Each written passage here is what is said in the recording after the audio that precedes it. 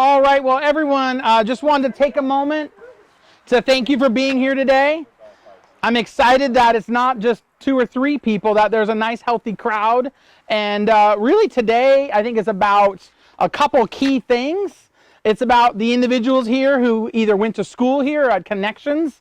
It's about this historic building. And it's really about the Nevada County Historical Landmarks Commission that really brought all of this extra energy and attention to life. So I'm Andrew Withers. I'm the superintendent here in the Grass Valley School District. I've only been here for 3 years, and I can tell you it's a wonderful place to be. It's a wonderful place to serve. And gosh, I hope I can be as old and sturdy as this building one day. But with that, I kind of wanted to read to you a bit about our plaque so you know what's going to be commemorated here. There was a lot of consternation about where to place this, making sure it was the focal point. Was it on the building? Was it on the boulder? And we ended up with having it here so that folks, as they're coming in and out of the building, could honor it for many, many, many years to come. So I'll take a moment and I will tell you what's on the plaque. Kentucky Flat Schoolhouse. The Kentucky Flat Schoolhouse was originally located near the Kentucky Flat mining camp below Kentucky Ridge Road along the old road to Bridgeport, which is today's Bithany Springs Road. Within a few years, the mining camp's gold had been depleted and its residents had started to move on. In 1855, the Kentucky Flat School was moved to this location, 2 miles east of Kentucky Flat. The towns were 2 of the earliest established gold mining camps in Nevada County, and both were founded actually in 1850.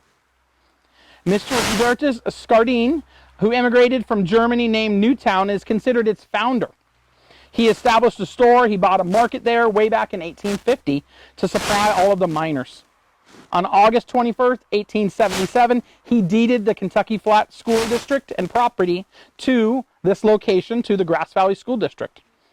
In 1895, the original Kentucky Flat School was destroyed by a fire. So this isn't that building, but it was built, quickly built back that exact same year. The school continued to operate for 108 years. In 1963, it was eventually closed, and it then in 64 was leased to the Grass Valley School District. The Grass Valley School District then leases it to allow youth child care services to operate. It is a wonderful treasured piece of history. The Landmark Commission registered this property on February 25th, 2020. And we are hugely appreciative of the Nevada County Historical Landmarks Commission for giving us the opportunity to pay homage to the heritage here in this community. Today you're going to hear from a few individuals near the end. If you're a former student and you'd like to say a few words, we'll have time for that as well. Up next we have School Board Trustee, School Board President, Tom Pettit.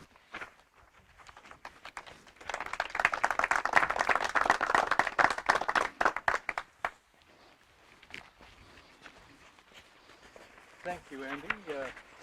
It's amazing to see all these faces that I recognize here from past years. And, closer to the mic.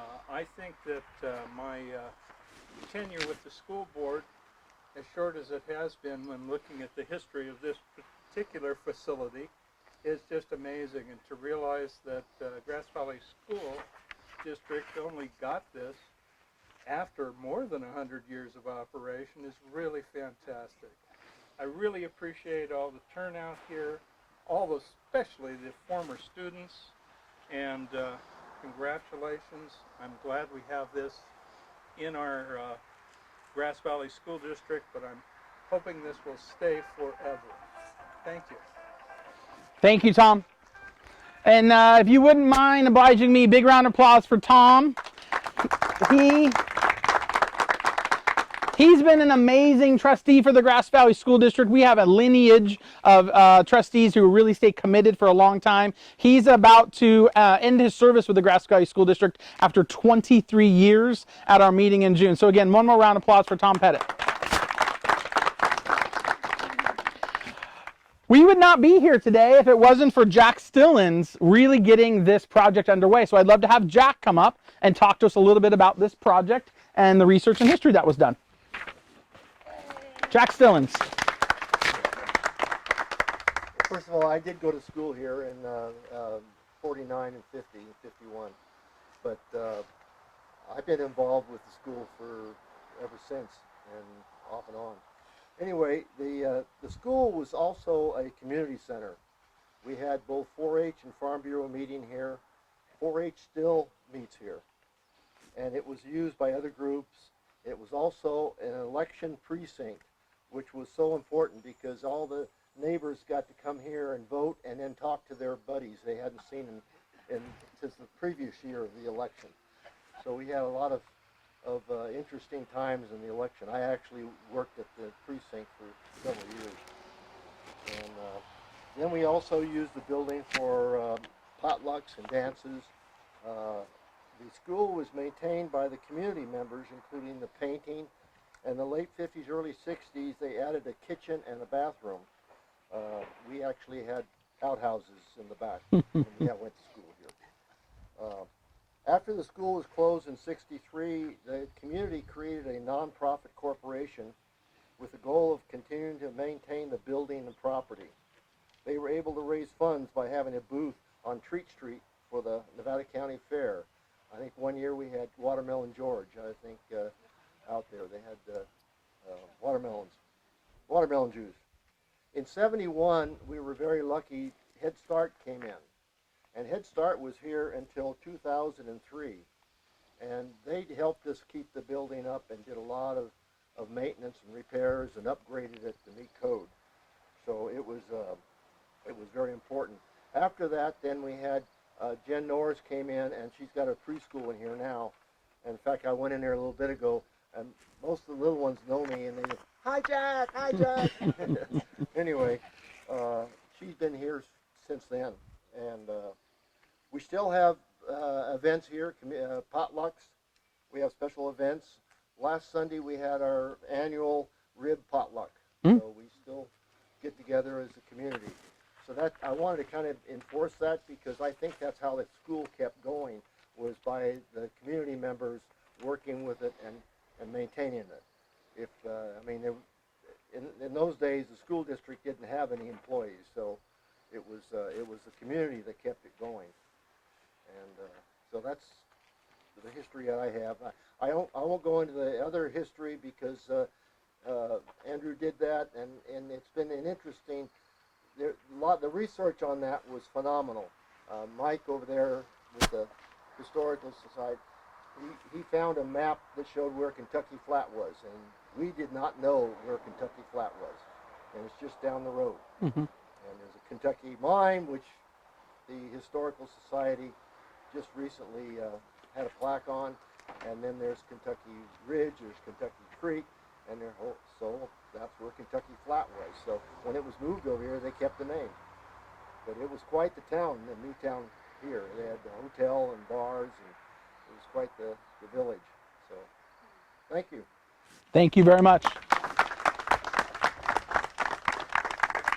There's been a lot of communication to have this event on top of it all starting with really Jack getting us to this point. A huge lift from my perspective was done by Chuck Sameka. Not only is he here behind the microphones, making sure, here behind the cameras, making sure the microphones are working today, but his attention to detail, his care and dedication to make sure that an event, a plaque, a situation like this was done with the highest regard for accuracy, integrity is really commendable. And so I'd like to have a chance for Chuck to speak to you as well.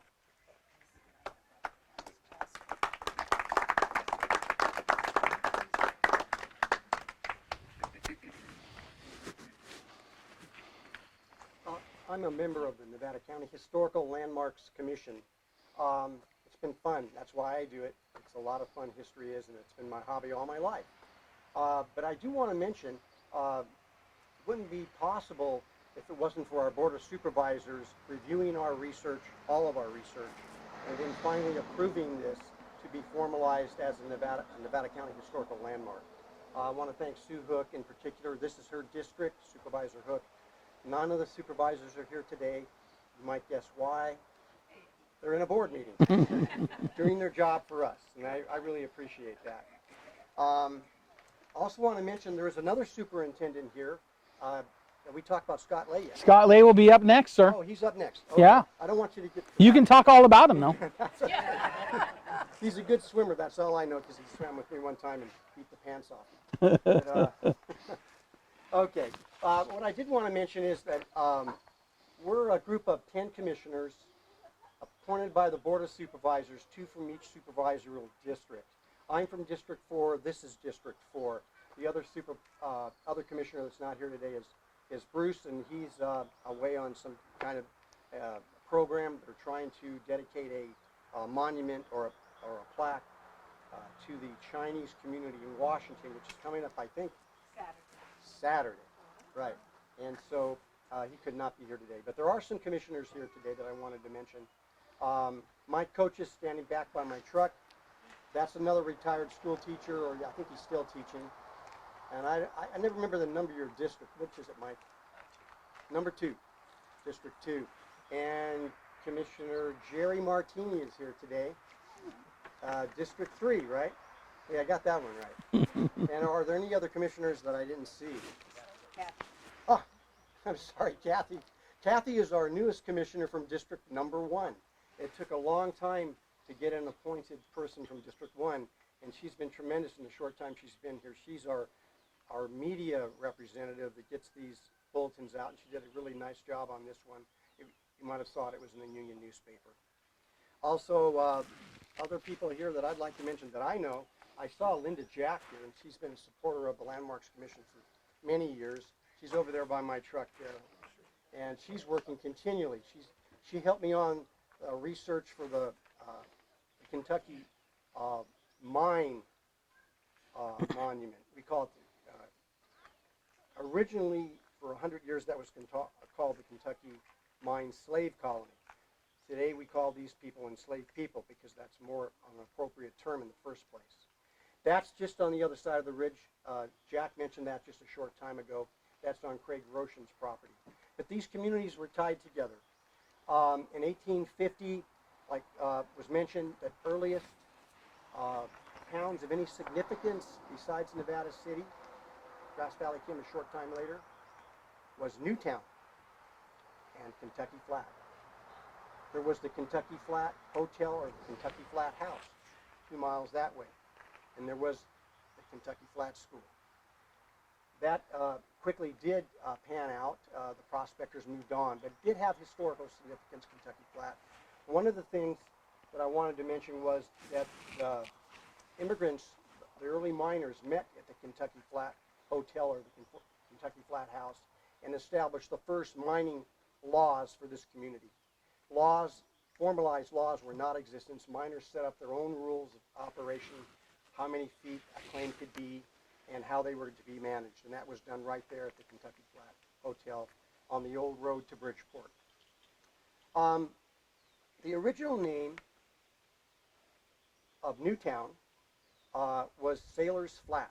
We have Kentucky Flat, Sailor's Flat right here. That didn't last long. In later part of 1850, Hubert Sheridan, it's a hard name for me to pronounce, the German immigrant, named it Newtown, and we consider him the founder of Newtown. It's interesting to note in the early days, talking 1849, 1850, people traveled from the Sacramento area up the old roads that were no more than mule trails, very rough wagon roads. The main way to gain access to this part of the world being Kentucky Flat, Newtown, and the burgeoning town of Rough and Ready, and the other town we call Nevada City, was that route that came up from Sacramento, wandered through Penn Valley, came up the back way around Lake Wildwood, up the steep ridge, past Kentucky Flat, through here to Rough and Ready, and then on to either Grass Valley or Nevada City. And then there was a spur road that went straight to right to where we have the steakhouse today. What's the name of that steakhouse? The Willow. And then on to Nevada City. And then the old roads that went to Downeyville left from here too. This was a real place of a break off of the wagon roads. The other one went right down Jones Bar Road, crossed on a ferry that was down below at Jones Bar at the river of the South Yuba. And then later in the 1870s, they built a bridge. And then later in the 1920s, they built another bridge. And then later in 1994, they moved the whole operation to the new bridge we travel today on Highway 49. With that, I wanted to mention a couple things. I better look at my notes or I'm going to forget to mention them.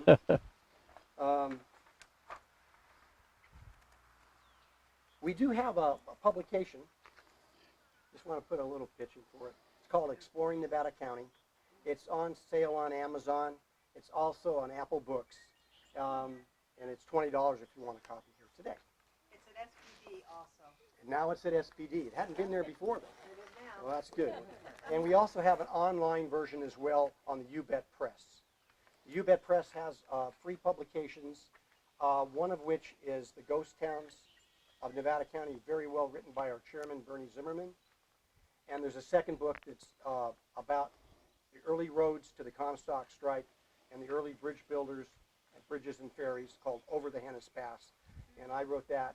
So take a look at it. It's all free on the UBET Press. Let's see here.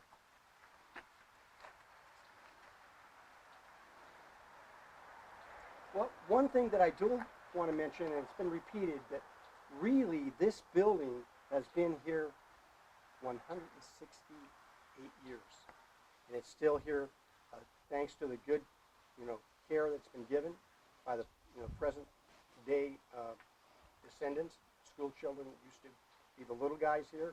Now they're taking care of the building with Jack's group called, I think, the Kentucky Flat Community Center. And I want to thank all the local people that did so much to make this possible. Thank you.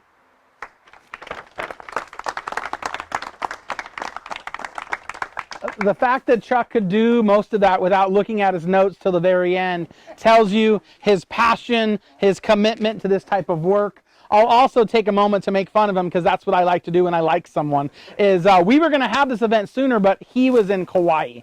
So, he's a well-traveled man. It's been a pleasure to really work with him. Catherine and I, he took us up on a dusty dirt road to show us other plaques. And if you are ever into this work, he is the guy. It's just been wonderful to get to know him and what he does for our community. Up next, we have our County Superintendent of Schools, Mr. Scott Lay.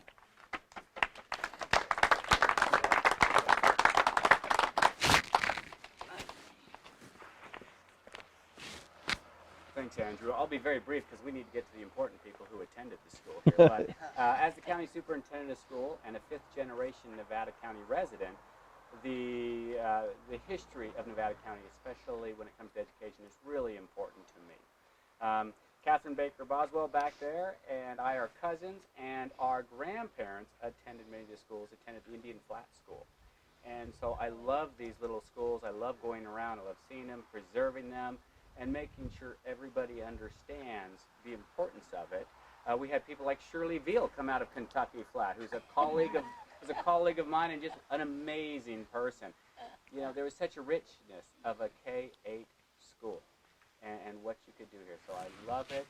We had over 44. I think I've talked with Chuck and Bernie, and I don't think there's a true exact count of the number of districts, but the number we have at the county office is 44 of these little schools that pop up around the county. And we want to preserve that and work with the Historical Landmarks Commission to make sure that it's noted and that people can go whether they're still standing as a private residence or a community center or the site where they can. So anyways, thank you, Andrew, for letting me speak briefly, and I'm excited to hear about what the actual attendees of this school say and what they remember. Thank you. Thank you, sir.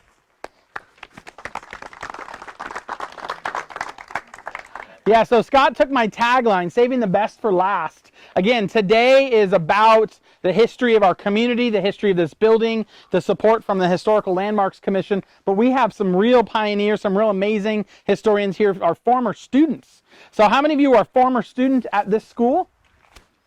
Awesome, wonderful. Would any of you like to speak today?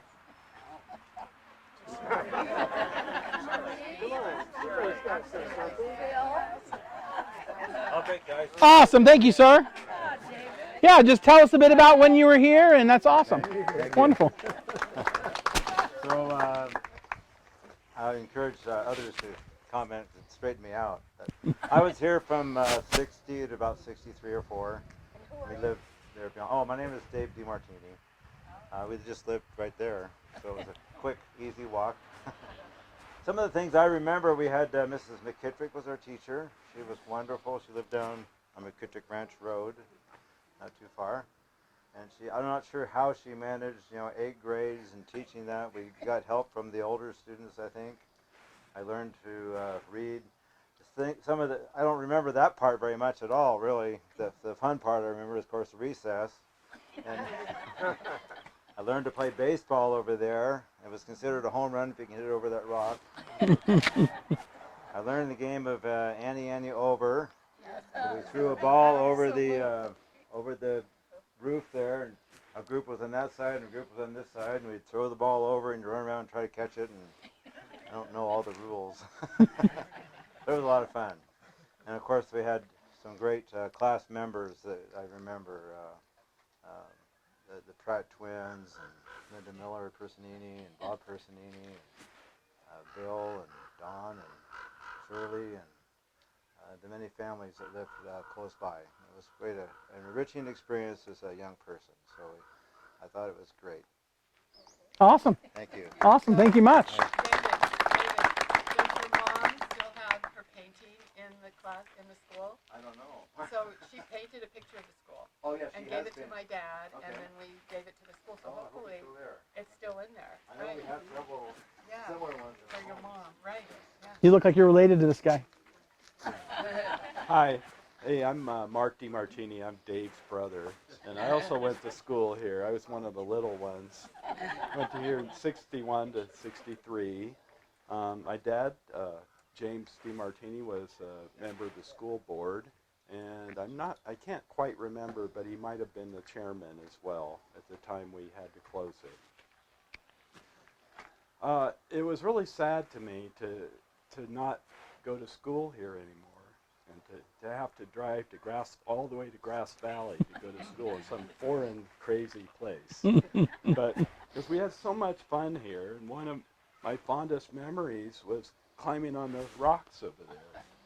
And just about everybody that went to school here, that was one of our favorite things as little types, is climbing over there on those big granite boulders. Anyway, this was a fun place. We had eight grades here, and every grade had their little area or corner where that they would meet up, and Mrs. McKittrick would come around and supervise each little area. And I don't know how she did it, because we were kind of pretty wild bunch. One of our favorite things to do, and I know Miss McKittrick wasn't real fond of it, but at lunch break, sometimes a group of us, we'd all head over to Deer Creek, which is only about a mile away or half mile. We'd head over there with our fishing poles, and we'd go fishing. And when the fishing was good, we'd kind of forget to come back to school. So, of course, we got reprimanded the next day or later in the day, and Mrs. McKittrick wasn't real happy with us. And we had over on one side of the chalkboard, we had a list of detention that she listed all our names and how much time we had to make up. And unfortunately, I can't say that I wasn't on the list a time or two. But anyway, it was a fun place. We really learned a lot because we learned at our own speed with supervision, and we learned a lot about things besides the 3 R's, just in a great community out here. And I'm very thankful having the opportunity to go to school here. Thank Awesome. you. Thank you. Mark's also historic is that Mark and I are in the first graduating class of Lyman Gilmore. Oh, So we closed one down and opened another one. is there anyone else who would like to speak today? Please, come on up. This is fun. Thank you. Hi, I am Linda Personini Miller, and I was here until halfway through my 8th grade year, and they closed the school. So I was distressed because at that time, Nevada Union was a 3-year school. It was sophomore, junior, senior. So I had to trek to Grass Valley to the huge junior high, which is now I don't know what the Sierra Mountains, where Marty is, Sierra Mountain, whatever. And it was really a hard adjustment for me to go from this nurturing environment to a big school. I don't know what I would have done in LA or somewhere like that. We had Christmas pageants here. Sharon and Shirley, because they made it through all the way through 8th grade, got to be the Virgin Mary at the Christmas pageant. We did songs. Uncle Lawrence was Santa Claus, which we figured out later in life. You didn't figure that out when you were in 1st and 2nd grade. The kids are inside. It's okay. Yeah, yeah. But there's a lot of great memories. The rock was the big rock at that time. It doesn't look quite so big now. We played horses down, we called the area back behind the rock down in the hole. So you go down there and have horse stalls and run around. And it was a pretty magical time to grow up. And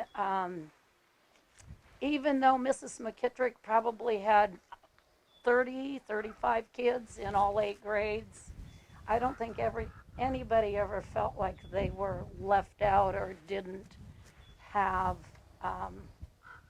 an opportunity to learn. My brother told a story, he won't come up, but he told a story that the school was about to close because there were so few. What year would that have been, Phil? 42, the school was down to 5 was the minimum they could keep it open for. 5 students. And we were just about to lose it, and Lester's moved in. The Lester family moved in. And I wish Bob and Pam, I wish they had too. I wish they could be here today because both of them were huge supporters in the community and wonderful neighbors. So I wish they could have shared this today, as well as a lot of other folks that haven't. Thank you very much.